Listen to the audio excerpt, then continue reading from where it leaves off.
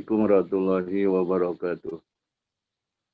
Hamdan wa syukran lillah. Salatu wassalamu ala rasulillah. Wa ala alihi wa sahbihi anitabahu la nasar wa wala. Ya Allah ya haqqu ya nur ya mubin nawir qulubana bi nurika innaka ala kulli syai'in qadir. Bi barakati karamati asrari jami' ahli sisi afwadi naqshamun yasri ala yaradu anhum wa qadasa siram wa qadasa bisirihim. Amin amma ba'd. Faqala ta'ala fi kitabihil karim. A'udzubillahi minasyaitonir rajim. Bismillahirrahmanirrahim. Wala yaghtab ba'dukum ba'dan ayyuhibbu ahadukum ayyakula ma akhihi maitan fakarihtumu. Sadaqallahu wa sadaqa rasulullah.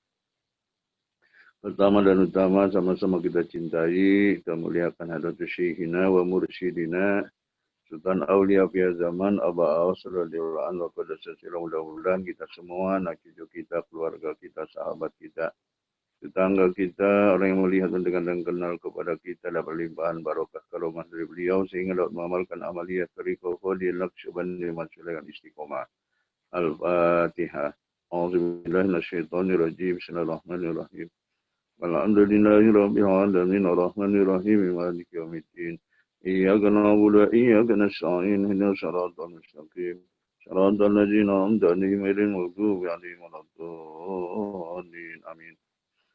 Hormati pada wakil Syekh Mursyid di mana saja berada, bil khusus yang hadir dalam melakukan ini, mulianya Bapak Kiai Haji Dr.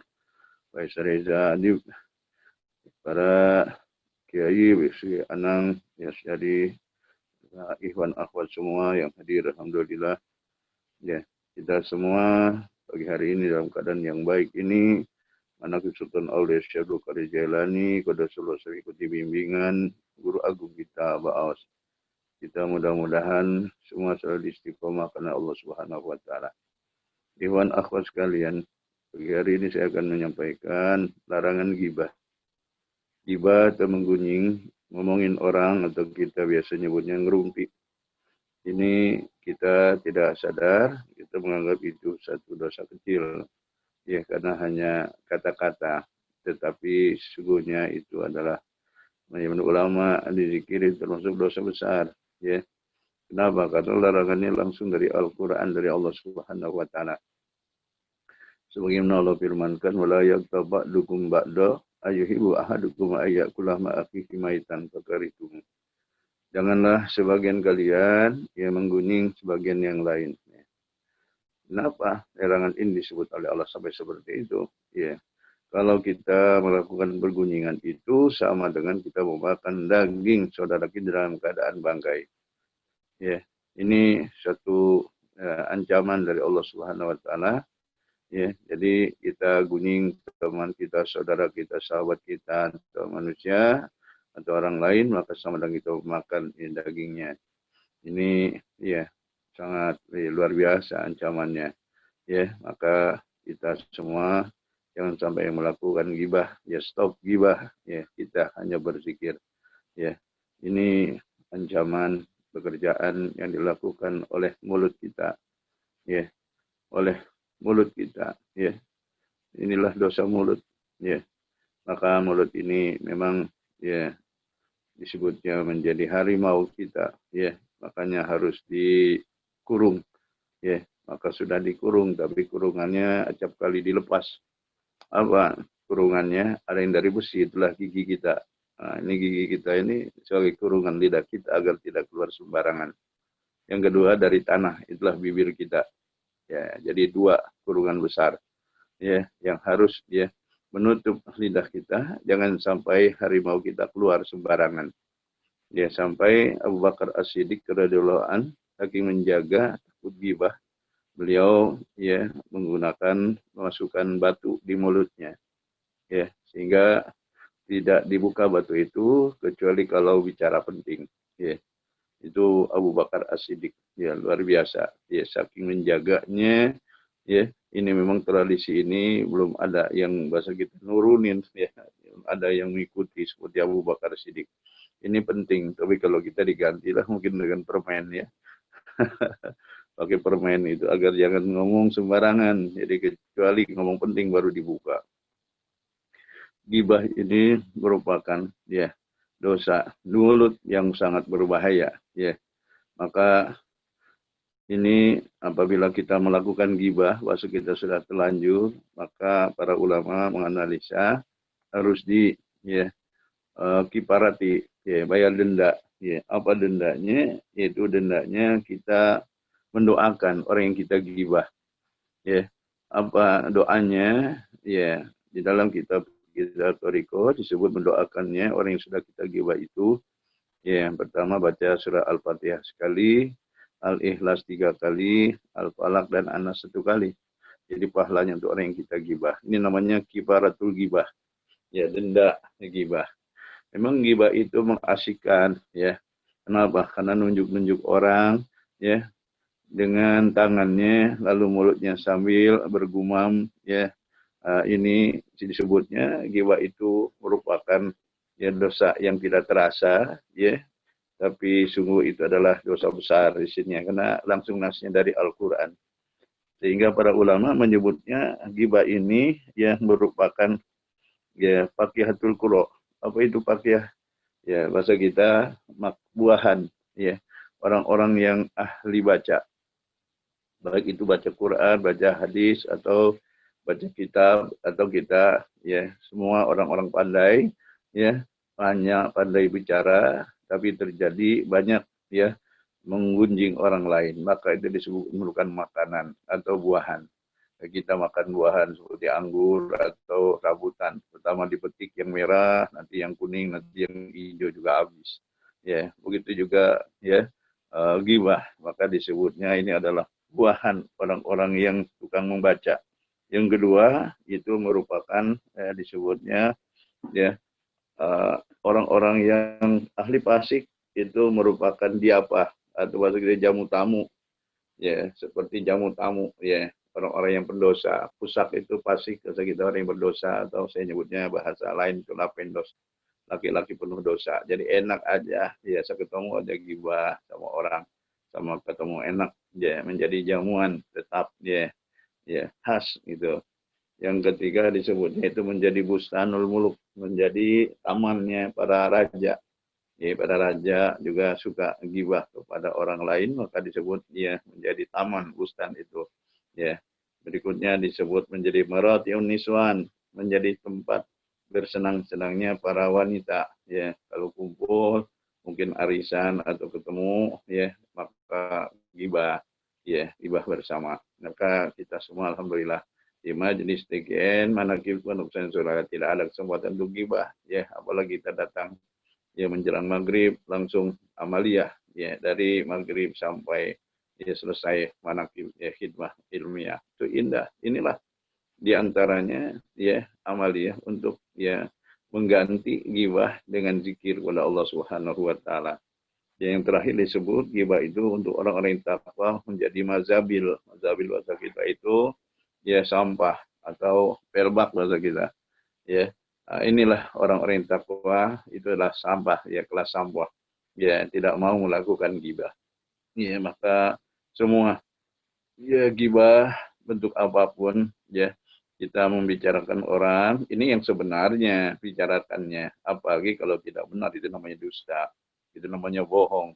Ya, benar saja diomongkan, umpamanya ini, ya, orang janggung, si janggung, itu bahasanya ngomong begitu udah ghibah, karena kalau dia dengar itu dia merasa sakit, artinya itu sudah tidak boleh. Ya, kalau yang cantik, kalau si cantik mungkin kita terpuji juga, ya. Tapi kalau yang kurang bagus itu kita walaupun sebenarnya dibilang, ya, ya, ya, seperti itu sudah ghibah, ya. Kita semua alhamdulillah. Pokoknya tidak ada untuk ghibah. Stop ghibah, hanya berzikir kepada Allah saja, atau ingat kepada Syekh Mursyid, atau bicara tentang Thariqah saja. Masih banyak pembicaraan yang lain. Itu adalah sampah, kata-kata yang sudah usang, yang harus dibuang jauh-jauh. Ikhwan akhwat sekalian, ya, inilah yang saya aturkan kesempatan pagi hari ini. Mudah-mudahan kita semua tidak jadi orang yang suka gosip, yang suka ghibah, ya, hanya dengan satu titik, yaitu adalah zikir, zikir, zikir. Ya, sekian al-afwa minkum. Assalamualaikum warahmatullahi wabarakatuh. Assalamualaikum warahmatullahi wabarakatuh. Assalamualaikum warahmatullahi wabarakatuh. Alhamdulillah wassalatu wassalamu ala asyrafil anbiya'i wa mursalin wa ala alihi wa sahbihi ajmain. Ilahi anta maksudi wa ridho kamatlubi ma'atini mahabbataka wa ma'rifataka.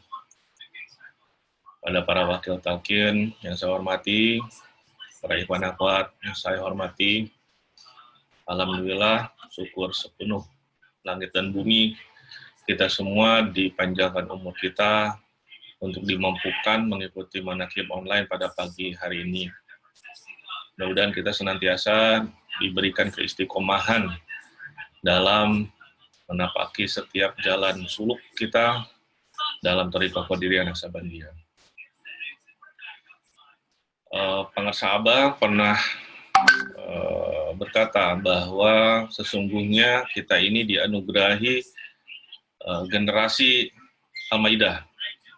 Al-Maidah ayat 54, di mana dikatakan di situ bahwa poin pertamanya adalah bahwa Allah akan mendatangkan suatu kaum yang Allah itu mencintai mereka dan mereka mencintai Allah.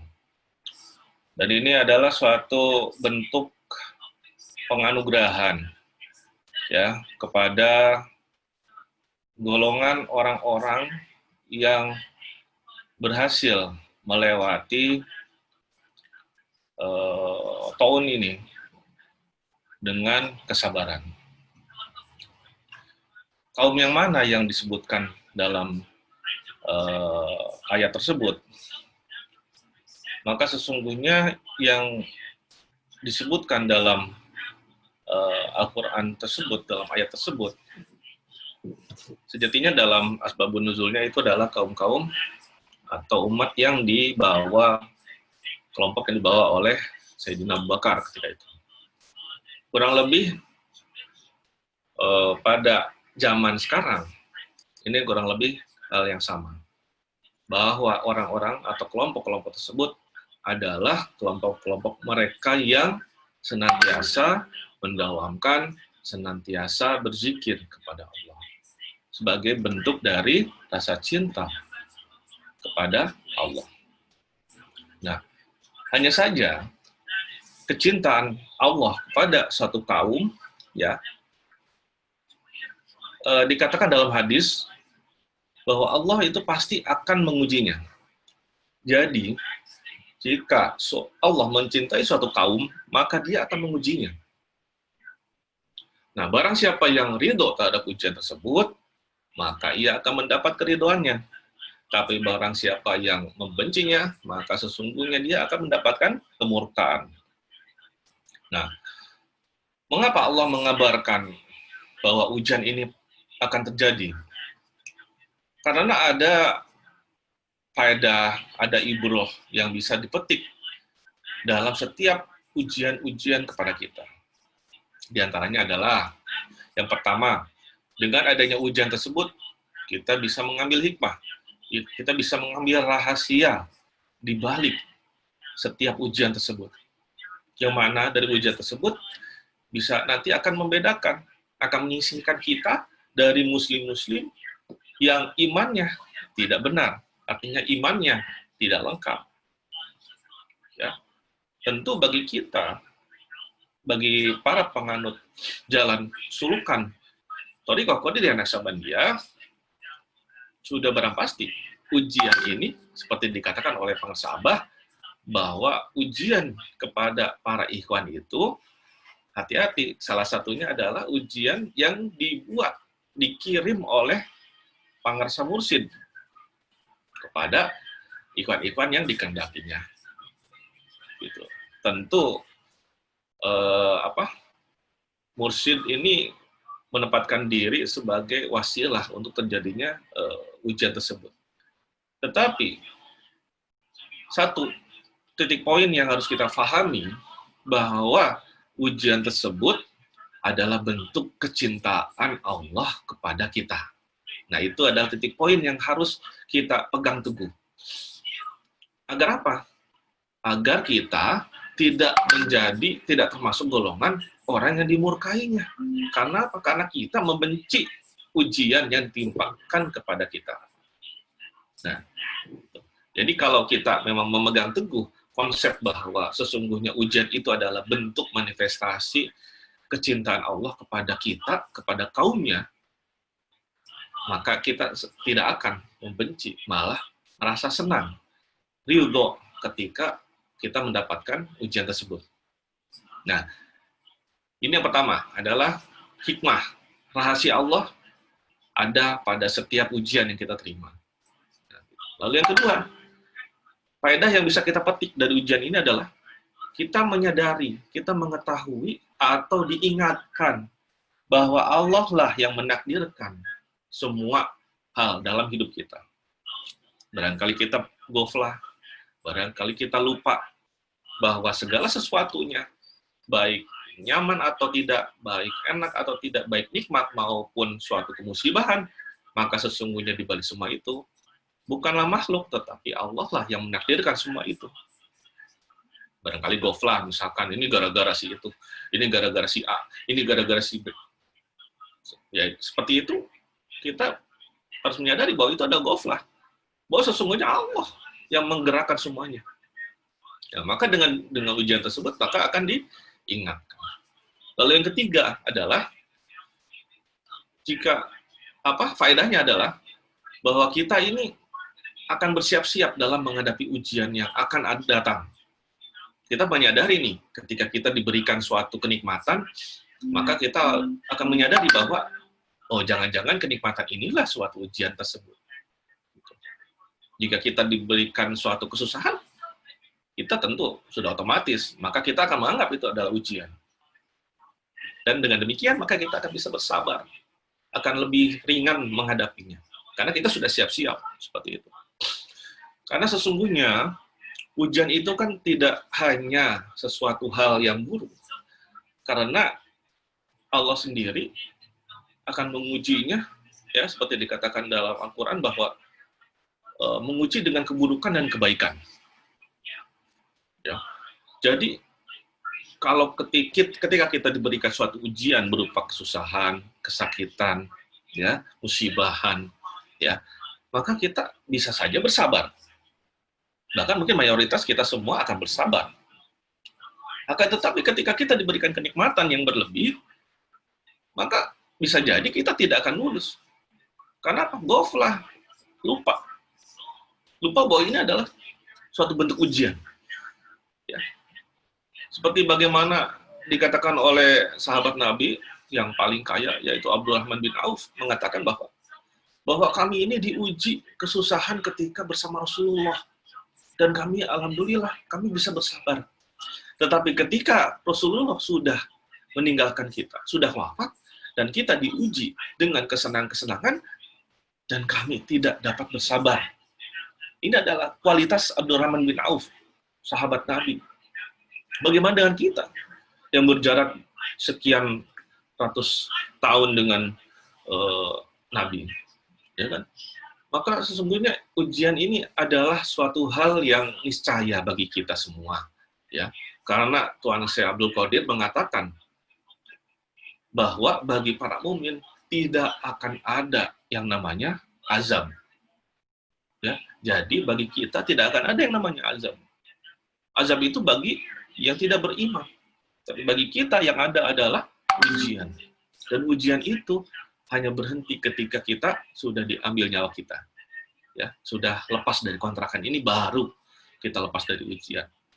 Nah, maka dengan demikian, ya, dengan disampaikannya pada pagi ini, semoga kita diingatkan kembali bahwa hakikat ujian itu bisa itu berupa suatu keluasan, kekayaan, kelapangan, tetapi bisa juga dalam suatu kesusahan pun ada.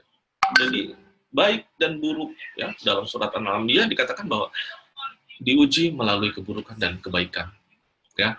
Jadi semoga kita tidak termasuk orang-orang yang dimurkai oleh Allah, tetapi kita orang-orang yang dengan datangnya ujian kita merasa senang karena merasa dicintai, sedang dicintai oleh guru, sedang dicintai oleh Allah, ya.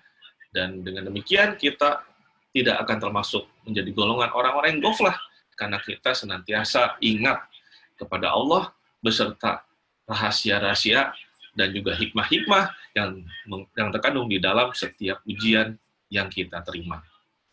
Ya, semoga bisa menjadi suatu nasihat ya, terutama bagi saya pribadi maupun bagi para ikhwan akhwat sekalian. Akhirul kalam, wassalamualaikum warahmatullahi wabarakatuh.